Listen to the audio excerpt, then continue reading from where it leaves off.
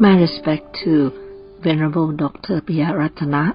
Greetings to our viewers of Global Buddhist Congregation Dhamma Discourse program.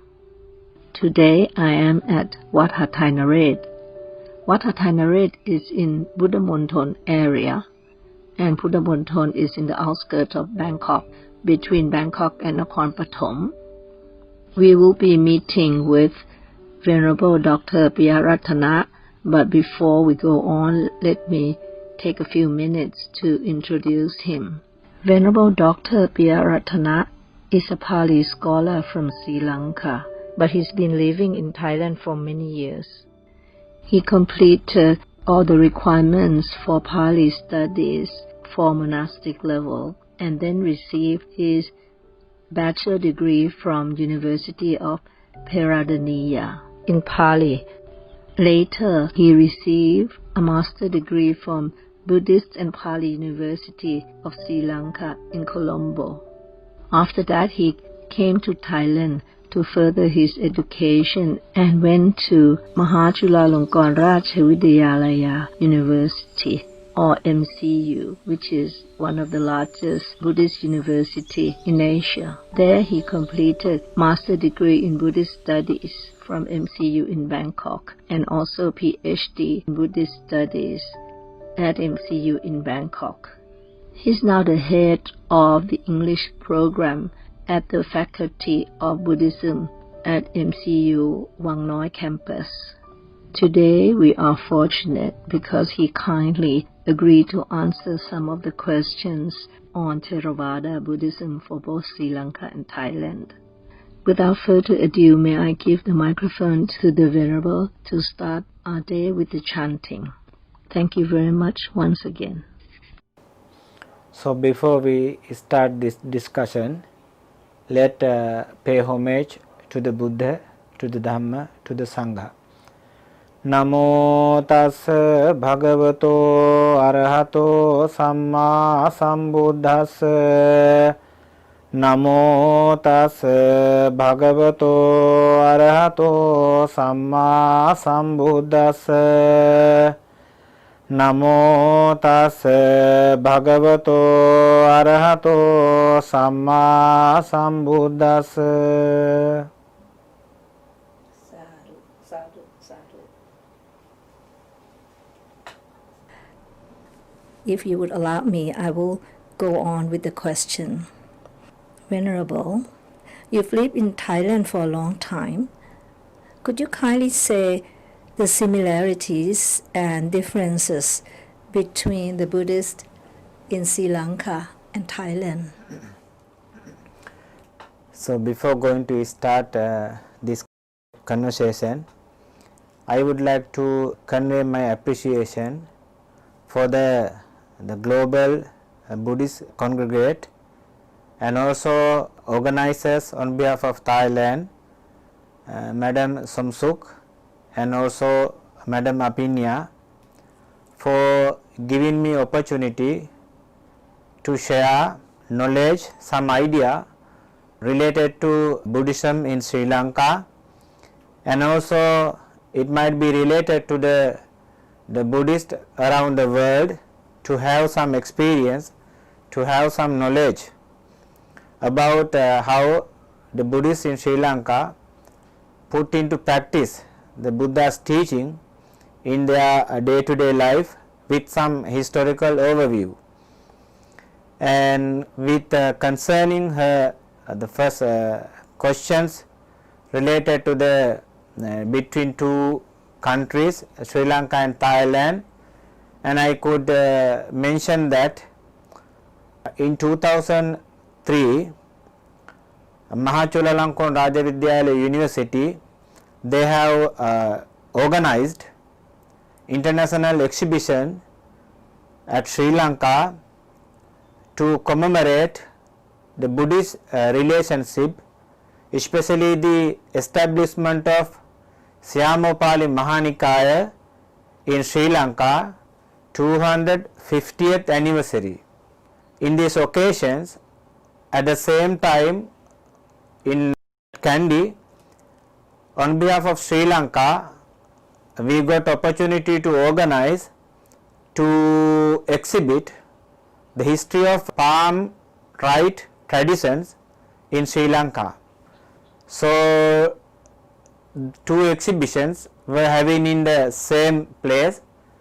So in this during this exhibition, I got opportunity to meet some representatives of Mahachulalongkornrajavidyalaya University, the most venerable rector at that time, Tepsapon.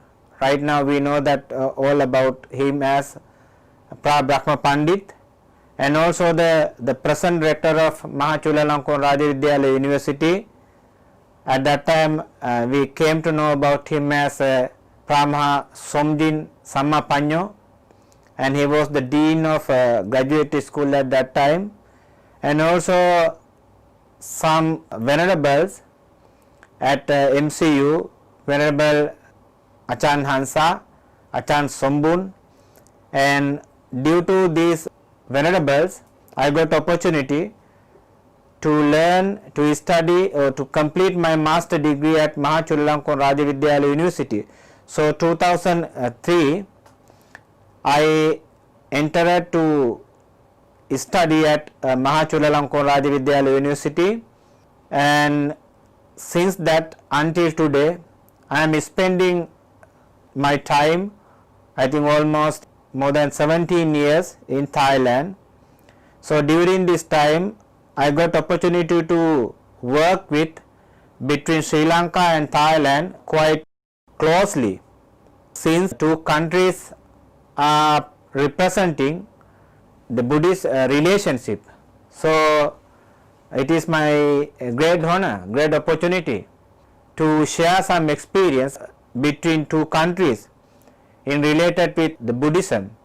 As you know that Sri Lanka and Thailand, we both are practicing Theravada Buddhist traditions.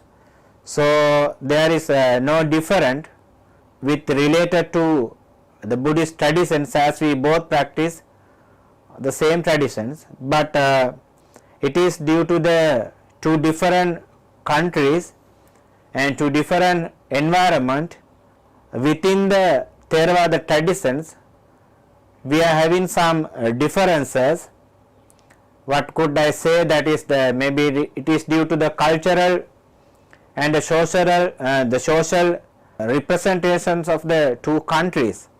So we are having some differences, but however, the first I could mention that two countries are having very long relationship with Buddhist traditions. As we know that quite long time ago, during the period of Sukhothai, the Sri Lankan monk Venerable Mahasami, we call Mahasami, was able to establish or introduce Buddhism into Thailand, and we all know that that tradition was called as Lankavong or Lankavansa. And due to this relationship, when Buddhism was in trouble during the Kandyan period, it's almost 267 years ago, the Sri Lankan kings and monks, they at that time actually novice traditions, Venerable Samanera Saranankara, so they have invited monks from Thailand to visit Sri Lanka and re-establish high ordination in Sri Lanka. So that at that time King Borom Court, in our record we mentioned that King Dhammika, so with his guidance, Most Venerable Upali, he visited Sri Lanka, and with complete support by the royal Thai government, Thai kings, they have re-established high ordination in Sri Lanka, and until today these high ordinations we called as Siamopali Mahanikaya. So due to this internal relationship between two countries, it is very interesting to notice that we hold almost the Buddhist traditions related to the dispensation of the Buddha almost the same, but as I mentioned earlier, there are some differences we can also experience due to the culture and of the two countries. As you know that in Thailand, it is very obvious and very significant fact when we concern with the Thai Buddhism, every monks they should go Piṇḍapāda, or they should go for alms gathering in every morning. So that has been a compulsory factors within the Buddhist traditions in Thailand. But however, it is quite different from Sri Lanka. If we observe the Buddhism in Sri Lanka today, it is very rare the monks, those who are going for alms gathering. So the people, they prepare foods at their home and then bring to temple and offer to the monks in temple. So I am not sure what was the reason why that tradition has been broken, going for alms gathering. So it is not now a practice of Sri Lankan Buddhist monks to go for collecting alms in the morning. It might be due to various social factors. So that has been a compulsory fact within Thai Buddhism. So when we concern about the difference, the practices within the two countries, this can be one. And beside that, however, even though the re-establishment of Buddhism in Sri Lanka was happened with the assistance of Thai traditions, Thai monks and the kings. So however, in Sri Lanka, the culture of ordinations, high ordinations, that means like a monk or those who are going to be ordained, they have to make determinations and they have to make the expectation to continue these ordinations for long last until the life remain. So that the ordination in Sri Lanka is not temporary. So this is quite different from Thailand, as we know that Thai Buddhist culture, the Buddhist traditions, we can see that the temporary ordinations, due to various reasons, the lay devotees, they get opportunity, get ordination for temporary.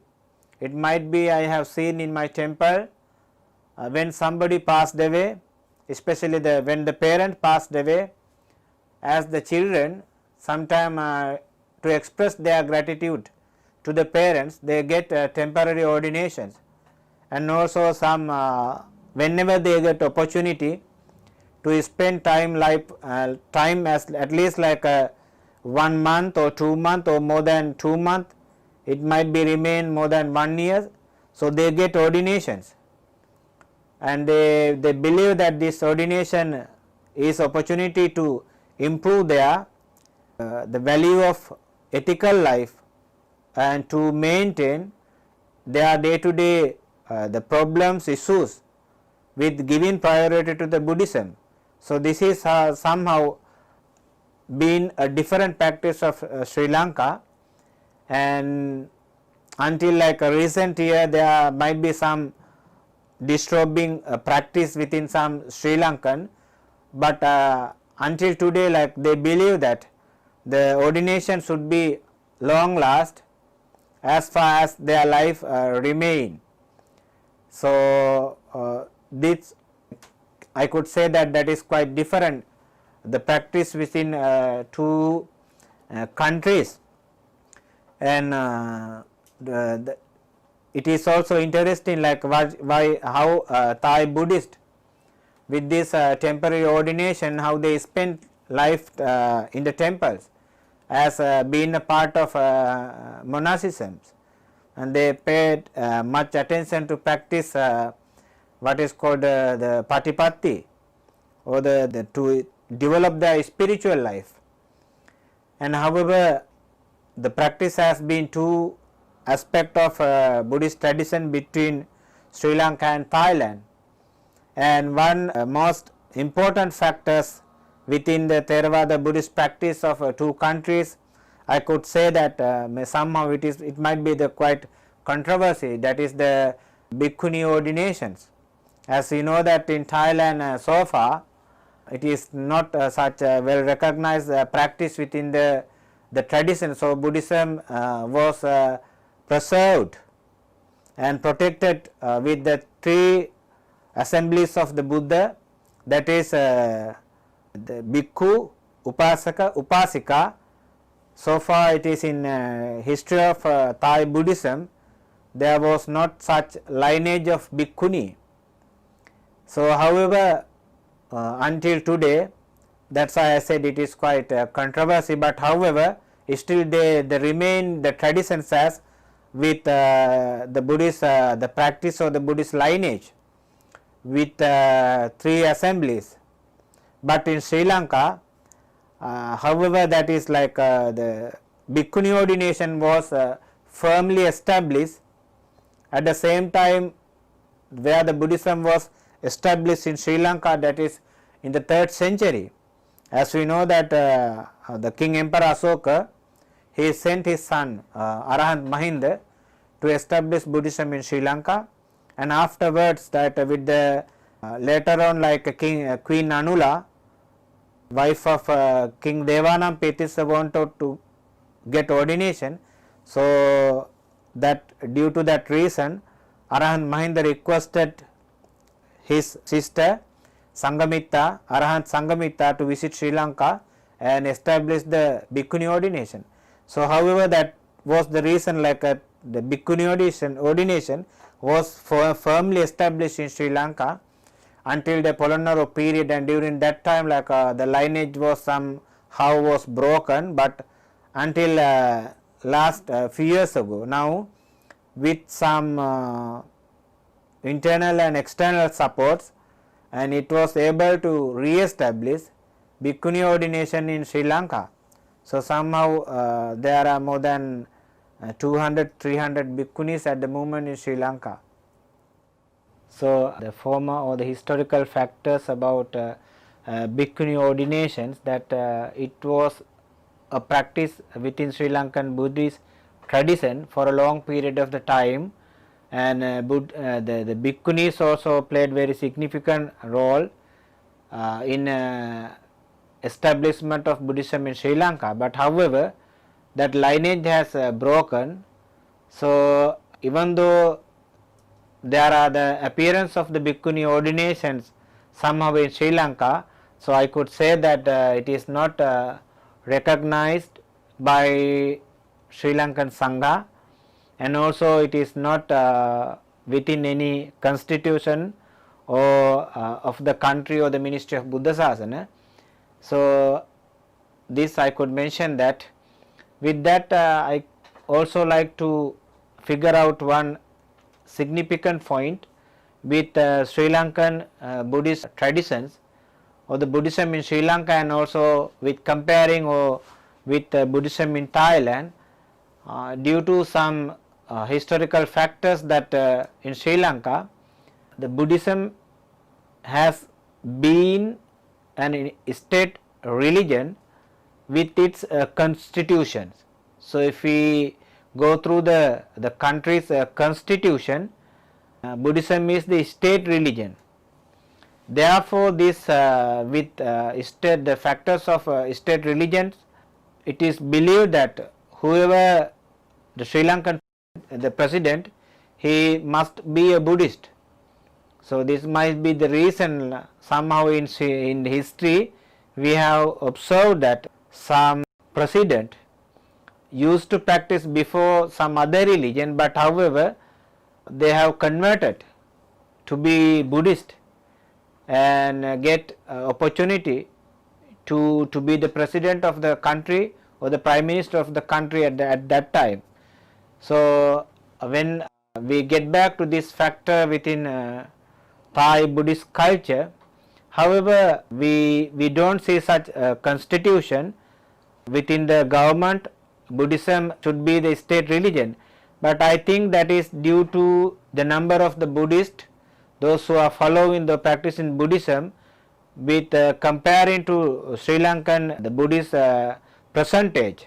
In Sri Lanka we have now only 74 the Buddhists, those the percentage of the Buddhists, those who practice the Buddhism, and in Thailand I think it is about 95%. So due to it might be due to this fact that by practice it has been almost a Buddhist 100% Buddhist country, so there is no such need of such constitution.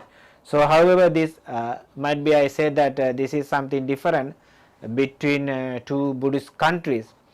And also I would like to add some the factors related to rites and rituals between two countries, especially when I spend time in Thailand while studying and while teaching. I observe that the practice related to rituals, when somebody passed away, in Thai culture, Thai traditions, they like to bring dead body of the person and keep in the temple, do the rituals daily. It depends up to the each family of the persons. So it might be sometime they keep for a week, or sometime more than that, and sometime 100 days. So that is quite different from Sri Lanka. As we observe in Sri Lanka, the dead body, when somebody passes away, they keep only 3 days, or at least like only 5 days, not more than that. And within this time they do rituals just last day of before the cremations or before bury. So almost we experience that the people in Sri Lanka, they used to practice not to cremate but to bury of the dead person body. So this is somehow the people believe that our body should be useful for even after our death. So when bury, at least insect get benefit from our dead body. So this is why only this practice actually the former time only for the royalties and also for the monk they do cremations, but later on due to the due to the time actually, so and also the space, right now we have been also practicing such a cremation tradition for the lay people also. And during this time, and when in Thailand I have seen that they recite Patana during the funeral rites or rituals, but in Sri Lanka, like last day before the cremations, they invite a number of monks and to deliver one specific Dhamma course or the discourse of the teacher, the Buddha, with related to the impermanence, and to make people aware life is subject to be death and we have to observe. So what we have to follow, that apply the teachings of the Buddha to prepare ourselves. So we are also going to be like this. So that is the only rituals related to the funeral, and beside that, like we do other rites or the rituals, just like after 7-day merit making and after 3 months of the merit makings, after 1 year merit making, something like that, quite we do as the familiar traditions. And also in Thailand, like when we concern with the Buddhist practice, so they especially celebrate one of the most significant factors within the Buddha's biography, Buddha's life. So therefore each full moon day they celebrate differently. What I mean different, in Sri Lanka, just like May, we celebrate Poson full moon day, that is related to the arrival of Buddhism to Sri Lanka. So like that, 12 month, each full moon day, we have such historical the factors related to the Buddhism. Just like in this August, in Sri Lanka we have the Buddhist cultural practice, which is we do for the tooth relic of Buddha in Kandy. So that is in Sri Lanka today. Now they just started yesterday, so it is falling like almost 15 to 16 days. The processions we perform for the sake of veneration, sake of honoring the tooth relic of the Buddha. So that is the most important and significant cultural Buddhist cultural festival in Sri Lanka. So this is very important for the Sri Lankan Buddhist. And as here I have when I stay in Thailand, I observe that the practice of the Buddhism or the festivals almost related to the biography of the Buddha. So since the Buddhist was such a deep rooted religion in Sri Lanka, so there might be some different cultural festivals also related to the Buddhism, but related to only for Sri Lankan Buddhist traditions. So this is somehow we can observe between two countries. And beside that, of course, they are practicing same, the Vesak full moon day, the celebration of Vesak. However, within that also we can see, like in Sri Lanka, we always add something to practice during this Vesak periods, and also we get government, at least they announce 2-3 holidays for Vesak celebrations. And also it is interesting that in Sri Lanka every full moon day is a holiday. So no matter that the people, they should spend time to practice their life in the Buddhist manners, Buddhist traditions within this specific full moon day. So that is quite different from Thailand, as I know that each month there is the full moon day, but in Thailand we don't get such holiday. So in Sri Lanka, like we get that opportunity to the practice dana or the sila bhavana and these meritorious deed within this specific day. So as I mentioned earlier that the Vesak full moon day, we both countries are celebrating with giving much priority to the practice, especially the generosity or the dana. And also the in this day we can see that the both countries are offering special offerings to the monks more than the other days. So this can be the most important practice within Thai Buddhist tradition. But beside that also they have like observing rainy retreat, and also when the rainy retreat finish, offering katina. So those activities actually quite similarly practice Sri Lanka and also in Thailand. So somehow the practice, as I mentioned earlier, even though we practice the like katina ceremony, so it is quite different when I observe between two countries. I am not sure it was the practice in historically until today in Sri Lanka. Like we like the some temple actually they prepare the 3 month for the katina ceremony. So the some they start from collecting or they making their own robe within this 3 month. So the temple they offer like just the piece of white cloth, and the temple the monk of the temple they prepare time to make it weave as a robe, and make coloring and do everything as instructed in the Vinaya Pitaka. So this is I have seen in Sri Lanka, like almost temple we do, especially the Katana celebration we do in different manners. I mean the different traditions, cultural practice. We until today, like we make our own cutting rope, not just buy from the shop and just do the offering. So that is quite different. So I mean, like I have seen that the some practice within two traditions. I mean, we say we do the same practice, but in order to same as the Buddhist, but within the practice we can see like some rituals or the rites related to two countries are having two different aspects. So this is something related to the Katana ceremony, like that. We can say that some practices of Thailand it might be different from Sri Lanka. It is due to we are having two different cultures.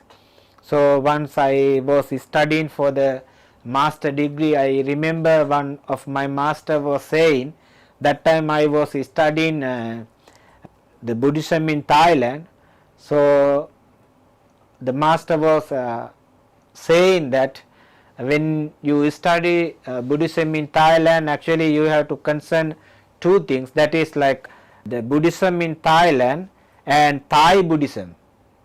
So he clarified that Buddhism in Thailand means the Buddhism is historically established amount of Buddhism and its practice, and Thai Buddhism means like that historical Buddhism, how deal with Thai Buddhists. As you know that that is quite interesting to notice that the believing of amulet, that has been very significant fact within Thai Buddhist culture.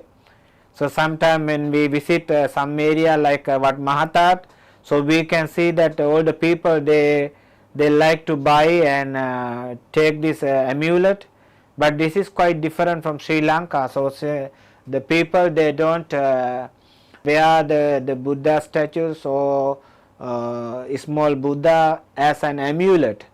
So this is some the people like they believe that we like ordinary people we are having such defilements and something else, but Buddha's spirituality is very pure. So it is not suitable to wear the Buddha statue or the amulet within our body, because we sometimes with knowing or without knowing we perform some bad act or immoral behavior. So this is not fair with the Buddha. So the people they are afraid of wearing amulet, and also like so this is but in some, as I mentioned earlier, that is different from the, maybe it is because of the social factors. So then the people they like to wear the amulet. So this the wearing of amulet quite different practice between two countries, and with that other almost the practice I could say that since we both are traditions of both following Theravada Buddhist tradition, so some historical factors within the Buddhism I could say they are same, but due to the social and cultural influence from other countries, again I remember that master was saying why Buddhism in Sri Lanka is stronger, because you are alone, you like an island, but in Thai Buddhism it is quite open to other countries, like so we get influence from some practice related to the Mahayana Buddhism, and also some practice related to some Hinduism or something like that. But in Sri Lanka of course it is because of island. In Sri Lanka, like until today we don't have any Mahayana traditions of the Mahayana practice, no any Mahayana temple in Sri Lanka. So then they have only the Theravada tradition, no any Mahayana or Vajrayana traditions of the temples in order to when we compare with like in Thailand. So it is due to they get some influence from some outsiders or from other countries. So like that I could mention that we both countries are following Theravada Buddhism. So historical factors of Theravada Buddhism are the same, but some due to some social and cultural factors we are having such differences within same Theravada Buddhism. Thank you very much, Venerable. That was very informative, very interesting. Please allow me to give some comments. On the point about ordination, you said in Sri Lanka, once you ordain for life.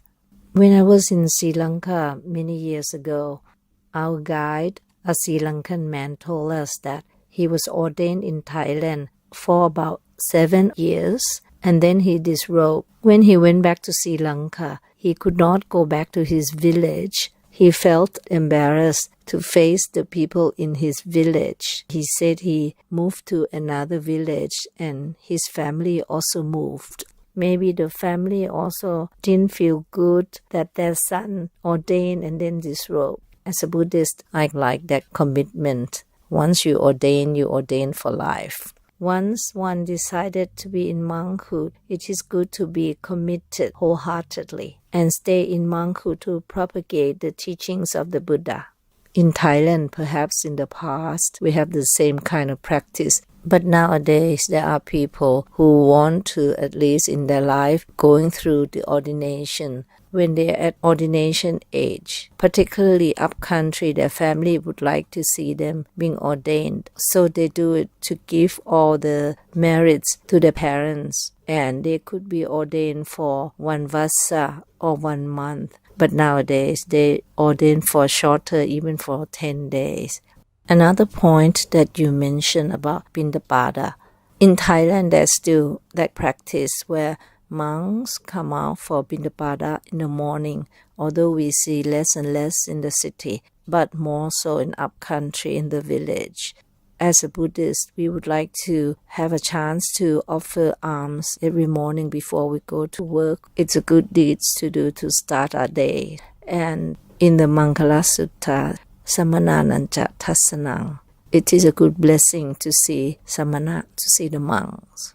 Perhaps that's the reason the Buddha wanted monks to go out for alms round in the morning, as it is a good blessing to start a day for the lay devotees to see the monks and to have a chance to do dana. Hence there was a tradition since the Buddha's time. As you said in Sri Lanka, the monks don't come out for Piṇḍapāda because the lay people go and offer food at the temple. However, I met some monks from Navayana. He said he go out for Piṇḍapāda every morning. Perhaps if you live in a village or the forest monk, they still continue that practice. Another point that you mentioned about the tradition, which is different. In Sri Lanka, people don't bring the body of the family members who passed away to the temple. There is a separate place that you do that. I see that kind of practice is probably the same as in Myanmar. I went to one funeral in Myanmar. They have separate location for cremation ceremony. In Thailand, we bring the dead body of the family members who passed away to the temple so that the family members, relatives and friends could attend the funeral at the temple. Normally, the family would invite 4 monks and the monks would chant Abhidhamma, which is Dhamma Sankhani and Patan at the religious rite to convey the last meritorious deeds to the dead one. And it's a chance for the family members and friends to make merits so that the Kusala deeds would be made on behalf of the one who passed away. The meritorious deeds of these religious activities was due to the deceased, so the one who passed away could get that kind of merits. Using this last occasion to bring friends and family together and listen to the Abhidhamma. The point that you mentioned that in Sri Lanka you would invite monks to do Dhamma discourse and the discourse would be on impermanence. We do Dhamma discourse during the 7 days, or if they don't do any discourse, only reciting Abhidhamma, then on the last day before the cremation, you would offer breakfast or lunch to the monks, sometimes the whole temple. So it's like the last chance to do meritorious deeds on behalf of the deceased. And then either before the lunch or after the lunch, they would have the monk that is invited to give Dhamma discourse, and the subject would be probably impermanence or about sufferings, birth, decay, sickness, and death. About the Kathina ceremony in Sri Lanka, in which you still have the tradition of making the robe from weaving, cutting, sewing the robes, and then offer to the monks for Kathina celebration, instead of buying the finished product from shops.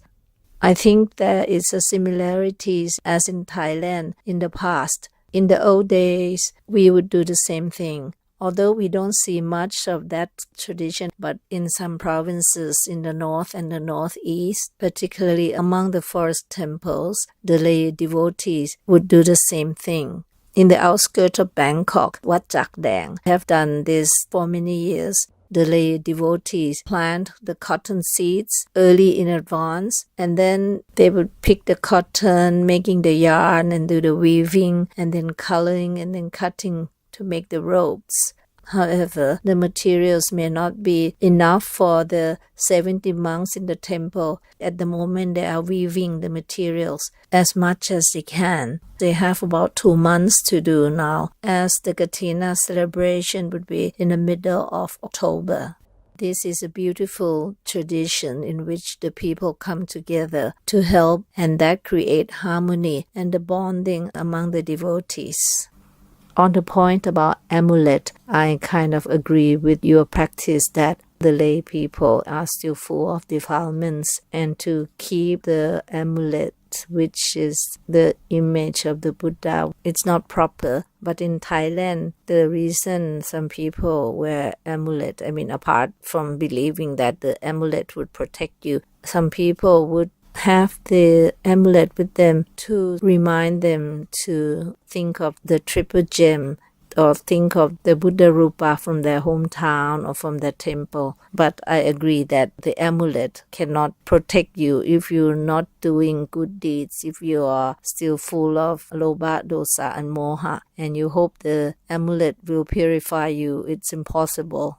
Another point which I really like in Sri Lanka is that on the full moon day, you actually see a lot of people go to the temple, because in Sri Lanka the full moon day is a public holiday. Hence that is easy for people to spend time at the temple to do chanting or meditation or listen to Dhamma talk. Last time we were there during the full moon day, and we saw a lot of people wearing white clothes, and they come to the temple in the morning and then they stay overnight. I think it's a good practice, and in Thailand we have that in the past. We still have that more so in upcountry than in Bangkok. I would like to thank you very much once again, Venerable, for your interesting information to let us know about the practices of the Buddhists in Sri Lanka, the similarities and the differences compared to Thailand. And we hope to have a chance to hear more from you in the future. Thank you. So, at the end, I would like to convey my blessings for the entire world beings, for their happiness and free from the suffering. Sabbe buddha balappata pacce kananchayam balang arahanta nancha tejena rakkam bandami sabbaso sabbitiyo vivajjantu sabbarogo vinasatu mate bhavattvantarayo sukhe digayuko bhava ayurarogya sampatti sagga sampatti mevacha අතෝ නිබ්බාන සම්පatti මිනාතේ සමිජ්ජතු අභිවාදන සීලෙස නිච්ඡං උද්ධාපචායිනෝ චත්තාරෝ ධම්මා වඩ්ඩන්ති ආයුවන්නෝ සුඛං බලං.